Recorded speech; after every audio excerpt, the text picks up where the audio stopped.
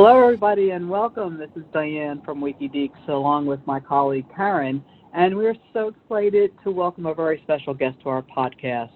Eric Christian Olsen is visiting wikiDeeks once again for a new interview, and in particular, we're going to do a deep dive into episode 250, which was co-written by Eric, entitled Mother. So welcome back to wikiDeeks, Eric. Wow, thank you for having me, and that's a wonderful introduction. I'm excited to be chatting with you guys again. Great. So if you followed our site, you'll know that Eric wrote Mother along with Barbar Peerzada, and our team has a lot of questions, so we're going to get right down to it. Can you tell us how the episode came about? I know that you wrote the episode with Barbar, and how did you guys get together to start this project? Barbar actually started off as my trainer. He was Chris Pine's trainer and my trainer, and this guy, Nick D'Augusto, and we worked together for Fired Up, but very quickly realized this was an incredibly talented storyteller and a really thoughtful human being and writer. And so the first thing we ever attempted, so we'd work out and we would just talk about history and stories, and narrative, character evolution, all the things you normally talk about with your workout partner, and philosophy. And we decided to tackle the origin story of Buddha, of Siddhartha, and had never really written anything before, either one of us. And just tackled that beat by beat of what kind of that outline would look like, the character evolution. And it was one of the very first things we turned into CBS. And CBS was like, what is this? And then they read it and they were like, wow, this is really interesting. It's a massive swing. And this is we wrote this this epic origin story that would probably cost $20 million an episode. And they said, we'll try to help you guys make this. And I said, well, no one's going to let the two of us attempt such a massive undertaking alone. Let's partner up. And so we partnered up with Frank Marshall, who obviously is one of the most amazing and successful producers in the history of Hollywood. He did all the Indiana Jones and help me, Frank Marshall. Everything. He literally did like every big movie in the 80s and 90s. We sat down with him and started that process and realized very early in that process that this probably wasn't the first thing for us to go out with because it was so massive, such a massive undertaking. And so then we just started talking about, from an episodic standpoint, what that transition would look like if we were to take that same skill set and that same partnership and do an episode of our show. And so we just batted around this idea of, as I read in your guys' blog, a representation of Frankenstein and all the books that we were reading at the time, because we're both such students of literature, and then kind of worked it into what is my favorite character on the show, which is Hetty. And then an origin story of parallel to Callan. Like, what does that look like? What does that story look like when that introduction into violence is not companioned with any sort of love or family? Because one of the things that kind of I've always thought is a missed opportunity on our show is, what are the emotional ramifications of the lives that we live? That there's a lot of violence on the show and not a lot of emotional consequences to it. And I think a part of that is that because of this family and because of justification, as they talk about in Killing, which is one of the main sources that I use for all of that, which is that we do things not to protect ourselves, we do things to protect those that we say we love. And when that's all stripped away, what are we left with? We're left with just the scars of the violence that we've committed. And that was the kind of introduction into, we did all the traditional development steps. Like, we'd sit down and write an outline and submit it to Scott Gemmell, and he was always supportive and surprised. He's like, oh, okay. And then he'd send us back and we'd go back and do the next version of it and turn that in. And we had that thing dialed in before, putting in the dialogue, which was probably the easiest part of it. Just sat down and wrote for 5 straight hours and had so much of that dialogue in because I know those characters so well.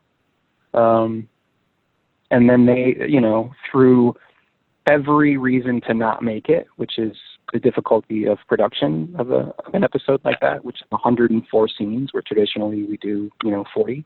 And obviously a lot of that was intercutting and jump cutting in the third and fourth act. But through that whole process, everybody, from Chris to, to the focus pullers, buckled down and gave 120% to make it possible. So that's the long version of that story. Okay. You talked a little bit about Hetty and Linda Hunt. I know that you were really nervous for her to read the script. Can you tell us a little bit more about your conversations and collaboration with her, and what writing for her meant to you? I think her character anchors the show. And I think that, listen, she's a national treasure. There's nobody better than Linda Hunt.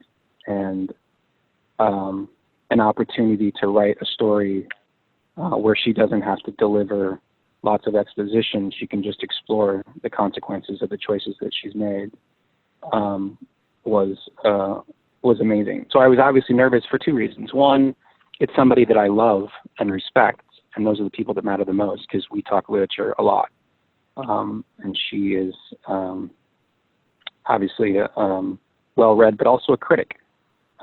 When things don't work, she'll be the first to voice that. So I was obviously nervous for her to read something that we'd put on the page. And also from a production logistics standpoint, we wanted to make sure it's something that she could handle because she has to carry the story. That's a lot of acting for her in a time where she's, bouncing back from recovery. So nervous from a practical standpoint, but also from an emotional standpoint, because I love her so much and I respect her opinion. There's a spectrum of opinion about whether her character is absolutely good and loving person or completely cold and manipulative, or maybe somewhere in between. How do you see her, or the character rather? Well, I think that's a great question, and you can't write it one way or the other because then it loses its complexity. Is that the mortal coil, the human element of that is that if she was cold and calculated, she wouldn't have that last scene, which is her struggling out loud, obviously, of that this may not be the lives for any of us. So I think you have to write that down the middle, which is a person that has made these choices and justified them through duty or necessity, but still struggles with the consequences of those decisions. And that's a much more interesting character to write for. Because if it was one or the other, there would be no empathy. Sure. Karen, I'm going to turn it over to you. Oh, thanks. So, Eric, I was curious about your use of Dave Grossman's book on killing. Can you talk a little more about how that inspired the story? I mean, had you read it already and then it led to the story, or did you use it as research when you were writing? The former. I had read it, and I probably read it 15 years ago. Whenever it came out, a Marine gave it to me. Oh, wow. I think they read it for the Marines. I don't know how old that book is, but it was a long time ago that I read it. And actually did not read it again to do this. Just remembered so vividly, and I'm going to have the percentages wrong, but the kill ratio, the ability of a human being to take another human being's life in World War II versus what it is now. And then what training went into that and how they changed the justification for that killing. Which, we talk about PTSD and people coming home from war. To get somebody to kill is one thing. To get someone to live with themselves after they've done that, and the emotional fallout of that is a completely separate thing. And of course, our armed service they haven't done the research to how do you get them out of that afterwards? How do you turn that off? How do you switch that off and get them to to deal with the consequences of that. So yeah, it was a long time ago that I'd read it, but it always, when we do scenes and there's death, and that's the interesting thing about the show, is that the balance of it is that it is action, but a lot of times something will happen and we'll move on as characters. And I thought that's a missed opportunity just because of what I remembered from this book. You ended up reading the book, didn't you? I have just finished it up. Yeah. Yeah, I mean, you could speak to it more than I can, probably. I just remember that was a time when I read The Village, which was about it was the Vietnam War, and it was an experiment that the military did about, sending in a group of Marines to live with the locals. Matterhorn. I was reading a bunch of books on war and also the psychology of war and the thought process that the armed service was taking to pivot off of kind of World War II techniques. Matterhorn was The Village was Vietnam. On Killing was, I just remember it being really haunting. Yeah, it's kind of mind blowing, I think. Yeah. One of the things that struck me in reading was how it talked about how committing atrocities carries an incredible cost in terms of trauma, and not just, of course, for the victims, but also for the soldiers who are taught or forced to carry it out. And it definitely made me think of Akos and where you told about him. Yeah, well, that's where his speech comes from. The people that I've killed, the men, the women, the children, the atrocities on his hands, and he has no, he lost the role of the mother, he lost his country, and in doing so, he just has that blood. And how do you live with it? Yeah. You mentioned that it's one of the things that the show hasn't really delved that deeply into, and obviously it's a procedural and you don't have a lot of time every week to do that, but do you see signs that these kinds of killing at close range and witnessing man's inhumanity to man, do you see that as affecting Deeks or any of the other characters? I think that there's moments of that. So right, if Canvas, broadcast television procedural Canvas is a certain width and height, we've taken it to the kind of the edge of that. You talk about the trying to bounce back from when Deeks was held captive and tortured, Kenzie in Afghanistan. I think that they go to as far as you can go on that canvas. But I also think that part of the appeal of television like this is that it is wrapped up in a bow. And the complexity of human suffering is not, maybe not something to explore with broadcast television, because life is chaotic enough that sometimes we just want good guys and bad guys. And at the end of the day, we want to know that it's going to be okay. Yeah. Which I think is I totally get that. And I totally get that type of television and its appeal. So if somebody wants to watch the complexities of human suffering, it's a different show. So how much can you do? That's the question. How much can you touch upon on a show like ours? And I think because we hadn't really done that before, and I think that Hetty being the most interesting of those characters, because it's not her own, it's her leading people to it, which is even more, I think, difficult to grapple with, which is that this person would not have led this life. And I think that we pushed it, I think, as far as you can for broadcast television. Yeah. So you and Barbar definitely included some dark material. You definitely pushed the limits. I will say that I don't know that I'll ever get that image of half of Fimmel out of my head, so thank you for that. Well, I should say too that we cut out 12 minutes. We were over by 12 minutes, which is, almost it's more than a fourth of the show. And so there was a lot of things that got lost in that. There's, humor throughout the whole thing to kind of just balance it out. But also that is directly ripped from Dante's Inferno, which is that a life of violence, that's the river of blood. Yeah. And so in theory, that was him drowning in the river of blood. but we couldn't get that in there because we were 12 minutes over, so people were just horrified of that image, but we never worked in the explanation that he died like he lived, because Akos is, he's come back to take, to play judge and executioner, and that's his life, and his death is in that circle of hell where he's just destined to live forever, halfway submerged in the boiling river of blood. So without that understanding, it's horrific anyway.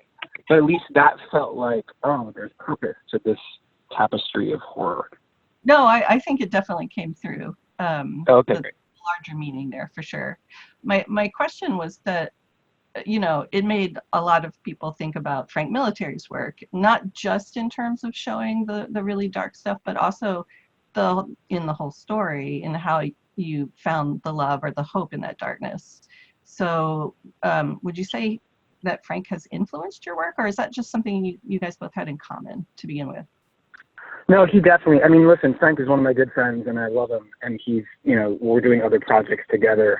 And I'm pretty hard on Frank and he's pretty hard on me, which is a wonderful working relationship. And I would be like, we'd always make fun of him for that darkness. And I remember the day that he said that, he goes, the light shines brightest in the darkness. And that's where we find, the best of us comes in those horrible dark times. You look at the history and the violence of the world and the atrocity of the world, there's always someone running towards it. There's always somebody diving into it where you get to see the best version of us as well. So I definitely digested that.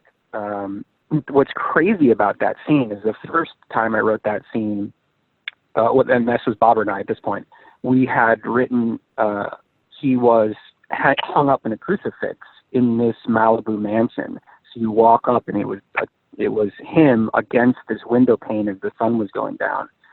And Scott said, I like it. It's too much like Frank. Frank had done a similar thing, I don't know, last year or 2 years ago. Yeah. Oh, yeah. And so the next one I wrote, I turn around, I go, okay, I'll go write something else. And I wrote, within like 3 hours, the same scene where they come in and he is in a fish tank. And they've submerged his body down to the bottom, and he has piranhas because he is a piranha, feeding off the corpses of others. And so it was him in this submerged tank with these piranhas feeding on him in death. And Scott Gemmell wrote me back and said, all right, let's just talk about weight distribution of the kind of tank necessary to build this.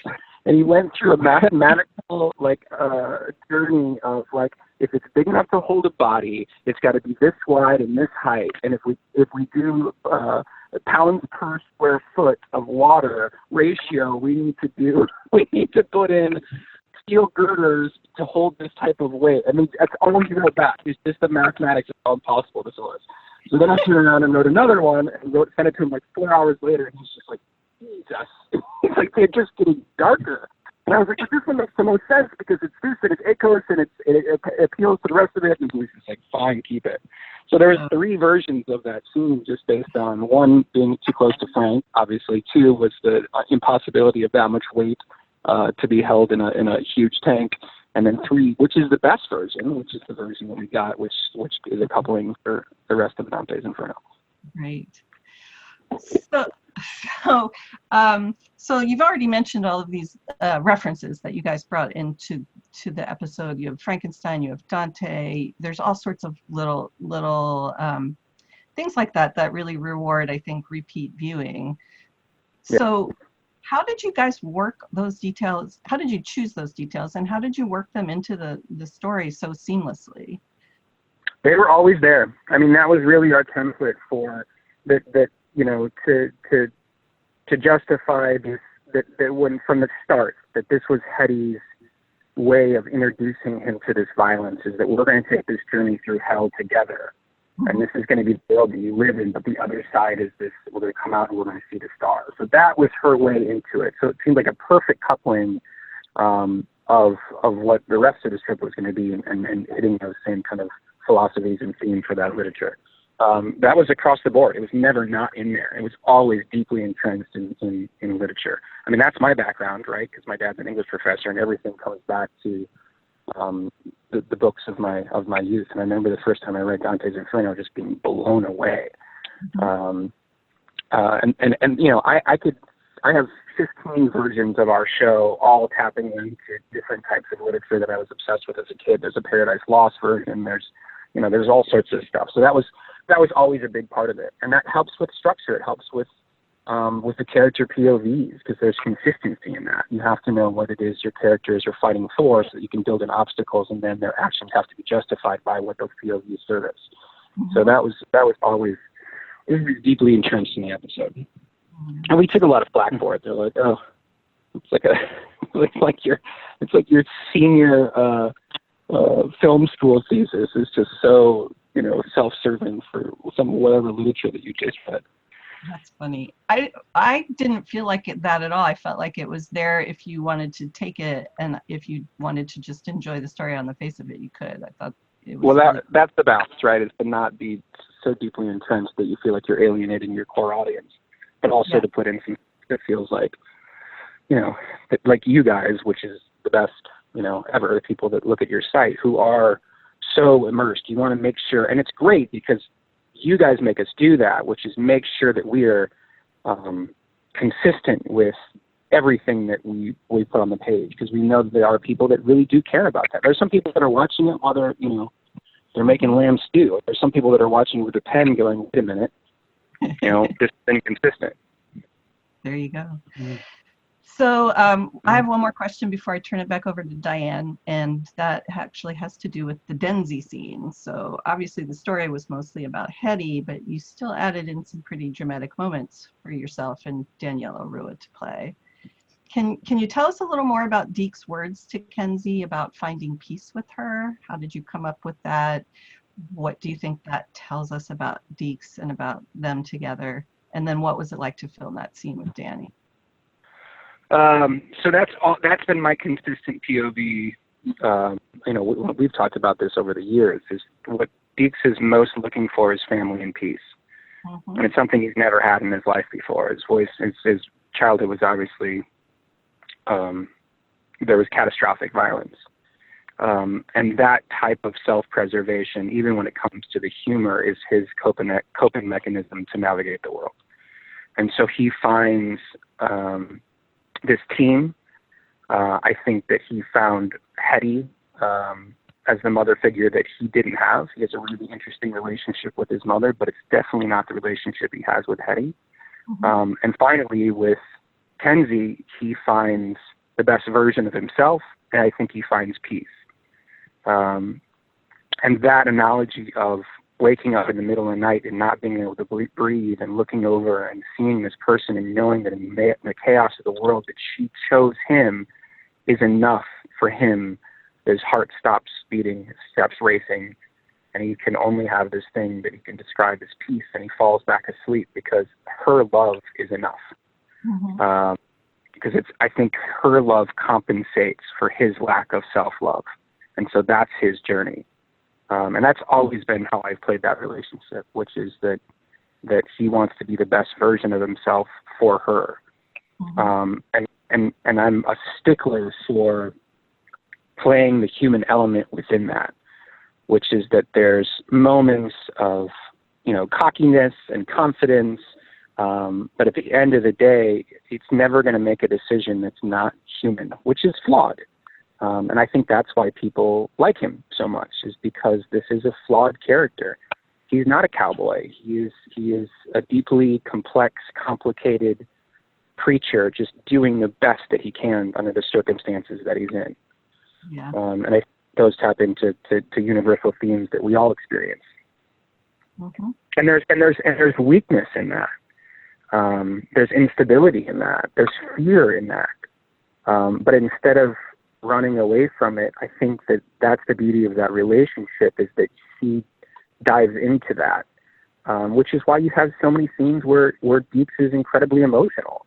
I mean, you can just talk about this year where early on they're I think talking over the desks, and I'm not going to do justice to the scene because it's been so long, but he's like, I'm afraid that when she says that she's not pregnant, and there's such heartbreak and complexity to all of that and all of that scene. And instead of shying away from it, we double down.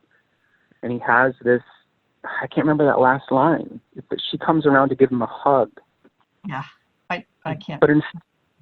But instead of backing away from it, he submits to this sadness, and he submits to his insecurities.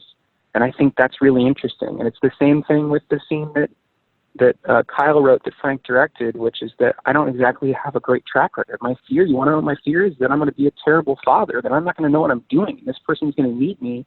And I don't exactly have a blueprint for this. I was raised by wolves. I think we all have a piece of that in us, which is that we have these fears. The difference is that Deeks is confident enough in those fears to articulate them in a way that sometimes comes delicately falling apart. Diane, take it away. Oh, go ahead. I should say one other thing, because I think it's worth saying. There's a great moment. No, it's not. I've got a bunch of favorite parts of that episode.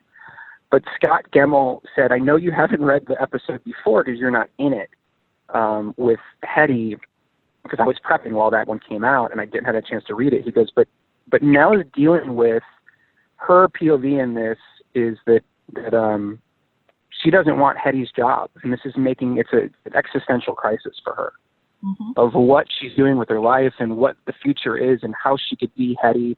And we didn't have anything for her except for kind of servicing that chaos where the lights go out.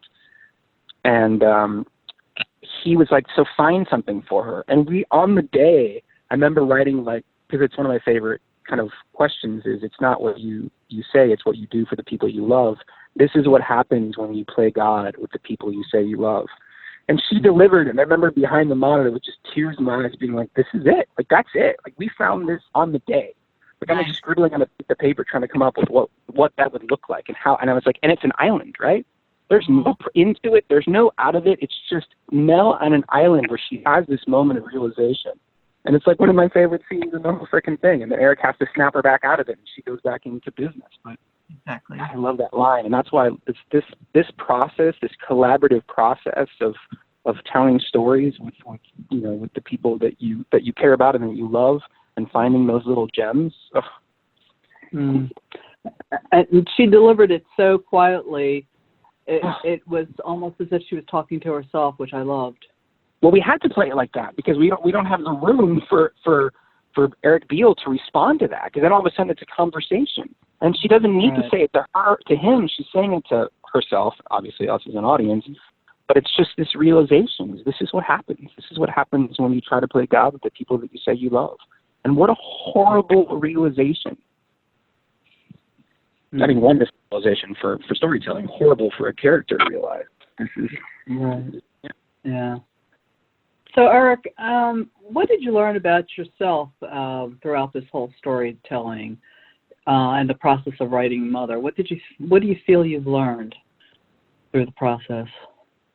That I love it. I mean, that I really do love it. That I think that we all have comfort zones in which we live for numerous reasons. Because we're good at those things, because we sleep when we know we do those things, and there's things outside of our comfort zone that we don't delve into for whatever reason. And I think that jumping into production development, like we have for Cloud9 over the last 3 years, has been a really wonderful experience, because I'm so far out of what I normally do that the learning process is, I mean, I could talk about that for 2 hours, because there isn't a part of that process. I shadow everybody, I shadow directors and shadow editors and shadow GPs, and because I want to learn every kind of step of the process. But doing it on something that Barbar and I wrote, that you're so deeply invested in, the art of compromise, the production logistics, working hand in hand with JTK, who is the best line producer in Hollywood. His ability to tell a story on a budget, in a time frame. We're doing 9 pages a day 40 scenes, 85 setups, and, doing it on a budget. He's unbelievable. Working with Dennis Smith, who is, I don't know how he did it. I honestly don't know how he shot what we needed to shoot to make this episode, and did it with grace, the whole way across. Talking to actors, the psychology of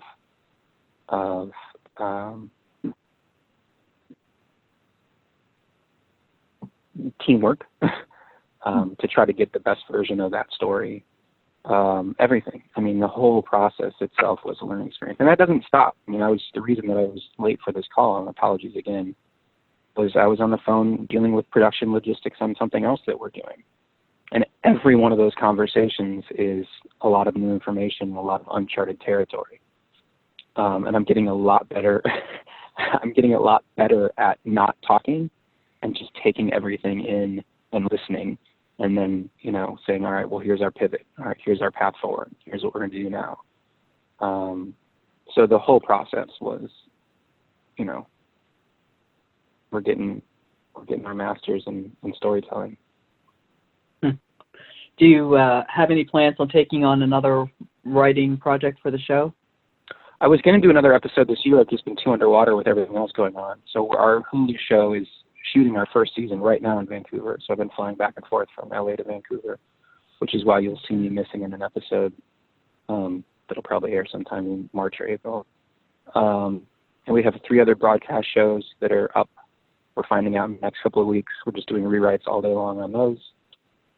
So a show that we sold to FX, a show that we sold to Peacock, an interactive show that we sold to a new company that's streaming. I mean, it's just a free-for-all. It's a free-for-all. But it's so fun. And it's every one of those things, life informs art. All of those things are informing, everything I do on NCIS. And they've been, Scott and Frank and JPK and the cast and everybody has been unbelievable. Like, I can't imagine a better environment to try to make this happen. Well, we really want to thank you, Eric, for taking the time out and talking with us on this podcast and answering all of our questions. But I would be remiss if I didn't ask one last question, which is, any discussion regarding the long-discussed Deeks? Is that ever going to be in the foreseeable future? I hear it is coming. It'll probably be next year. Oh, okay, excellent. And I pushed to 12. I pushed to 12:30, so we have another 10 minutes. If there's other questions you want to ask, because I'm feeling. Well, actually, I do want to ask about that stunt, that amazing stunt. I mean, whose idea was it to surf through an exploding warehouse? That was great. So here's a perfect example of a collaborative art. What we wrote was, and obviously I'm seeing my brother do it, is that room has all these bombs in it, and she puts the Audi up there, and everything you saw, and then the thing blows right as the door gets ripped off its hinges, and my character slides to safety. That's what I wrote. JPK, whose job is to keep the budget down and handle all the logistics, we get down there and he goes, wow, look at his face. He gets excited because JPK is a storyteller. JPK is a great director, but he's also a storyteller. And that usually the people that are in his position usually don't have that skill set. So they look at it as just, zeros and ones. Like, how do we keep it under budget? But JPK is this beautiful combination of both. So he gets down there and he says, yeah, so we blow that up. But wouldn't it be cooler if they blew all these side things too? And I just look at him like, I don't have the budget. We don't have the budget. Like, we're scraping, pennies and dimes trying to change museum pieces and all this stuff. But he gets so excited about what that visually would look like and how we've never seen it on TV before that he makes it happen.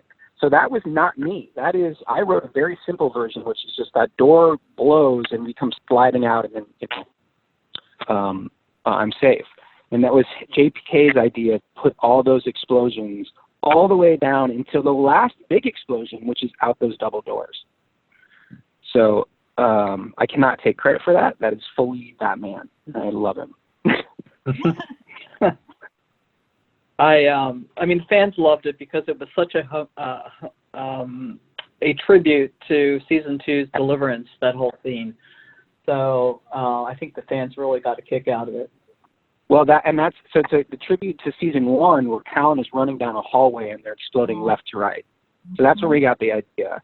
And then to have that call back to I think I just peed, or I got to pee, I think I just did. That's the type of stuff that we know that calls back to the people that have been with us since the beginning. And knowing that that's going to be in there and watching that scene and making sure that delivery and our positioning and all that stuff echoes that, that's so exciting to do. And I think Karen, sorry, go ahead. No, go ahead, Eric. No, I think that was, I don't think we figured that out until we were in pre-production. Because she was like looking at the space and figuring out what space to use and how we wanted to do that. And I remember the first 2 takes, like Danny kind of ran over, and I was like, I think you should tackle him harder. And so that last take just drills me against the ground. I'm like, oh, and that's it. I mean, listen, Danny's the best, and you can see that in all of her performance. If you go back and watch the scene where I give that speech to her about waking up in the middle of the night, I am playing it at peace with death, right? So that's like, this is the statement he needs to make. And originally in my head, that was him falling apart as he gave it. But then there was also, I did a version of that and it didn't feel right. And then I pulled back to being like, I'm at peace with this. This is what you need to know before I die, is that you are the person that brought me peace. And so then all of a sudden the emotional weight of that scene is played on her, which is why we spent so much time on her, because she's so fucking good in that scene, carrying all that. You're listening to me and the audience breaks with her. So you're listening with me, you're processing, you come back to her and she informs you how we feel, which is that she's, falling apart. So she's incredible. Yeah, that was a great scene. Great scene. Karen, did you have any other questions? Sure, I'll throw one more in there. Tell us what it was like to work with all of your co-stars in this different capacity. Did you have people trying to improvise a lot on you, giving you a dose of your own medicine? What was that? How did that collaborative process differ from just acting? Great. I mean, absolutely great, like across the board. There's a scene that we had to cut because of time that is Sam and Callan driving to the cemetery. So before we're running and gunning, it's a conversation just between those 2 guys that is so good that it broke my heart so much that we had to cut it. And they were incredible. And I think that, I know the characters well enough to know that, that I'm not going to write them disingenuous to their POV. And they were unbelievably supportive the whole entire time under really difficult circumstances, under really difficult shoot days. And I think the most important thing is when they have a question to have an answer for it. And I think because we put in so much work into what the story was and how to make sense of all that. I mean, especially when as soon as that helicopter takes off and then the power has gone out, no longer we're on comms and we have 2 people talking to 2 separate people, relaying information back and forth, and we're jump cutting to the whole thing, it becomes like such a clusterfuck, which is just, I just have to be like, you just have to trust me, it's going to work. This is the conversation with them. They don't have that information, but it did come down to one scene in ops. So we shot everything outside. It came out to one scene in ops, and I go, oh no, this is the missing thread. There was some information that some person had that they wouldn't necessarily have because we hadn't related to that person. But we fixed it on the day, and it ended up being great. But no, everybody was phenomenal. I mean, from Linda, who, was such a trooper filming those scenes where she's like dropping to her knees after stabbing someone and having delivered Dante's Inferno.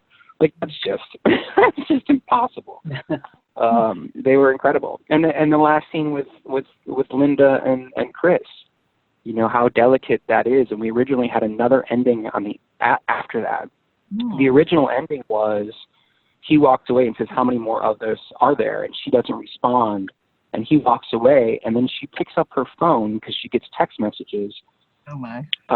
And it's a picture of me Deeks, Sam, Kenzie, and Barrett. I'm just screwed up everybody's name. At the Clippers-Lakers game. And it's this moment of, like, we see the family, like, we are those people. And she swipes right and sees all these pictures of us living our best lives as a family because she brought us together, right? That this is the positive thing that she did.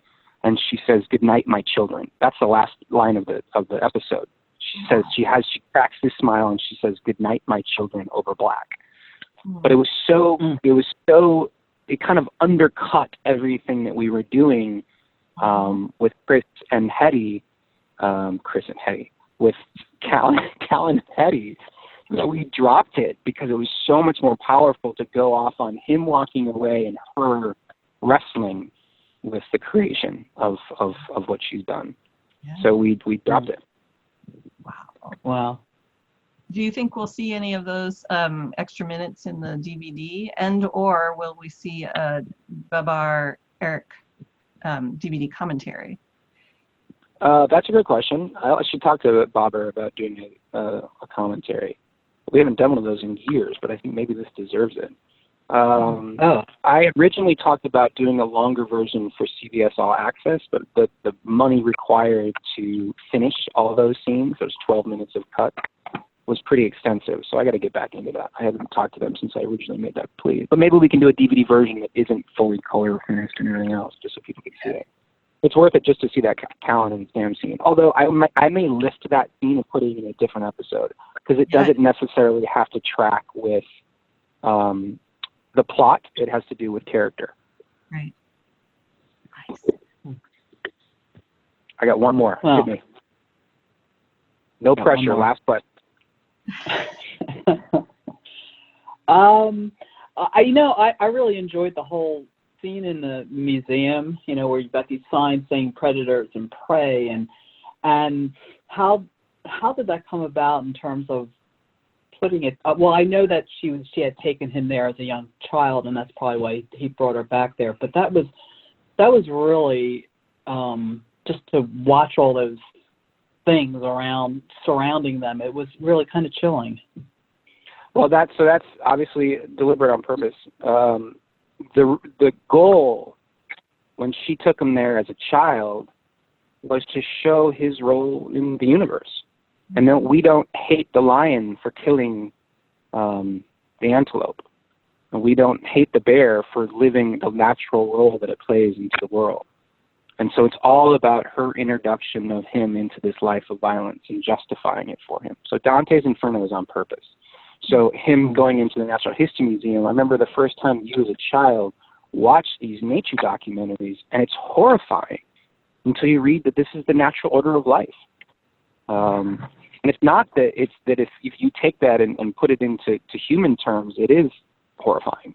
But in the world of nature, that bloody zebra is just part of the cycle of life. So that was absolutely deliberate, and so much of that is that's why we started on that frame of panning off and onto them, because that was his role, feeding off the dying peasants of the world. That was really I love that whole last part of in the museum, and the whole scene of Callan just rampaging through the museum like John Wick. That was pretty amazing too. I wanted to get him to as close as Akos as I could in his violence. So by the time he gets to that museum, it's not a single shot, it's a double shot without looking back. And it comes to this culmination of he is now, it's just pure violence, it's revenge. So that when he sees Akos dying, he sees the mirror of himself, or what that could have been. So that was the goal with those double shots. That's why it wasn't just John Wick, hey, let's make this look cool. It was how do we echo his horror at what he's become or could become. If that track. What am I keep? Well, all right, got to jump on that 12. To be continued. We can talk about this whenever you want. Well, we would love to. So us, we're always here, wanting to know more, and so anytime, we would love to have you back. So, and again, I need to say this because I'm horrified, and I think that tardiness is the luxury of kings, which I am not. So I apologize again for my terrible handling of bandwidth this morning and being late for this call. I apologize. It was worth the wait. It's unbecoming, and I apologize. No problem. But thank you so much. And, all right, to be continued. Luck. Thank you so much, you guys, and thank you so much for the support. And I say this from the bottom of my heart that I read the articles. I understand the amount of work that goes into it. And, you know, I remember sending those to Barbar, just being so happy that so many people, you know, when you put that much work into something, to have it recognized, the specificity of its recognition, I think was really amazing. Oh, thanks, Eric. We appreciate your support, and we'll always be here for you and your character. So, thanks, Eric. All right, guys. We'll talk soon. All right, take care. Bye-bye.